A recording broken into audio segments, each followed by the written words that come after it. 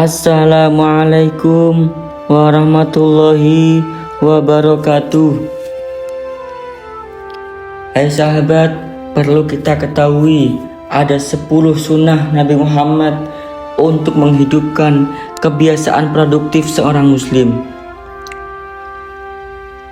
Kegiatan sunnah yang dilakukan oleh Nabi Muhammad untuk menghidupkan kebiasaan produktif seorang muslim, yang pertama ialah tahajud, karena kemuliaan seorang mukmin terletak pada tahajudnya.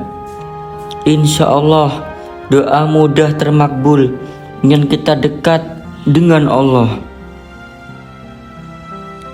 Yang nomor 2, membaca Al-Quran. Setiap hari, sesibuk apapun kita, bacalah Al-Quran walau beberapa ayat. Jangan sampai kita melewatkan membaca Al-Quran setiap hari, walaupun cuma 1 ayat. Jangan sampai kita terlewatkan, karena itu adalah sunnah yang diajarkan oleh Nabi Muhammad SAW. Yang nomor 3, dzikir setelah sholat. Ini yang dicontohkan Nabi Muhammad: Subhanallah walhamdulillah wa la ilaha illallah wallahu akbar, dan dzikir lainnya. Jangan tinggalkan dzikir ini, karena dengan dzikir ini kita benar-benar bersimpuh kepada Allah Subhanahu wa taala, juga mengharapkan pengampunan dari Allah Subhanahu wa taala. Jangan sampai kita sholat tidak berzikir, karena itu bentuk penghambaan kita kepada Allah.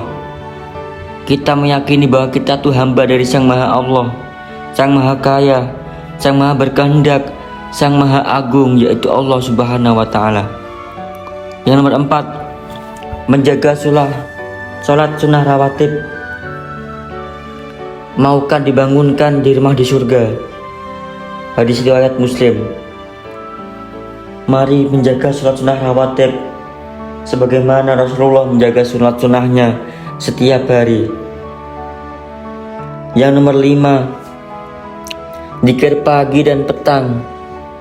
Dan sebutlah nama Tuhanmu dalam hatimu dengan merendahkan diri dan rasa takut, dan dengan tidak mengeraskan suara di waktu pagi dan petang. Dan janganlah kamu termasuk orang-orang yang lalai. Quran Surat Al-A'raf ayat 205. Yang nomor 6, jangan tinggalkan masjid, karena surga ganjarannya bagi pemuda yang hatinya terpaut dengan masjid. Jangan sampai kita meninggalkan masjid. Sekelas Rasulullah saja masih senantiasa sering ke masjid. Dengan begitu keagungannya Rasulullah, apalagi kita termasuk orang yang biasa, yang penuh dosa, penuh maksiat. Sudah seharusnya kita ke masjid untuk beribadah kepada Allah Subhanahu wa taala. Yang nomor 7, menjaga sholat duha, karena salah satu kunci rezeki terletak pada sholat duha.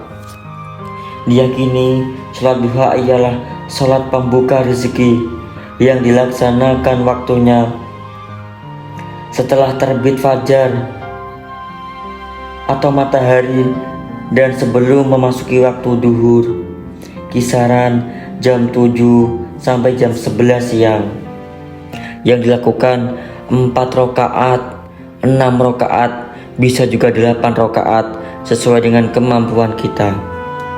Yang nomor 8, jaga sedekah setiap hari. Allah menyukai orang yang suka bersedekah, dan malaikat Allah selalu mendoakan kepada orang yang bersedekah setiap hari. Berapapun itu,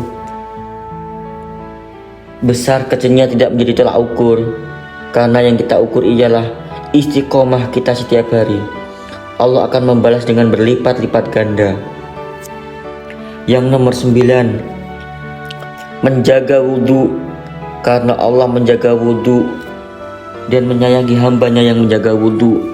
Dengan wudhu membuat wajah kita bersinar kelak di hari akhir. Dengan wudhu kita menjaga dari maksiat dan selalu ingat kepada Allah Subhanahu wa taala. Yang nomor 10, amalkan istighfar setiap hari. Dengan istighfar, masalah yang terjadi karena dosa kita akan dijauhkan oleh Allah. Dengan beristighfar, kita mengakui bahwa kita adalah manusia yang penuh akan dosa, penuh akan khilaf, yang tidak luput dari dosa setiap hari. Dengan beristighfar, kita selalu mengingat Allah dan meminta ampunan kepada Allah, karenanya Allah lah yang maha pengampun untuk segala umatnya. Itulah 10 sunnah yang membuat muslim produktif yang diajarkan oleh Nabi Muhammad SAW. Yuk kita amalkan setiap harinya.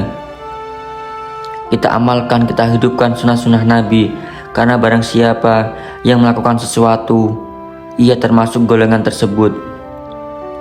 Semoga kita bisa melaksanakan dan mengamalkan 10 sunnah yang diajarkan Nabi Muhammad. Masih banyak sunnah lagi yang bisa kita lakukan. Kita akan mulai terbiasa.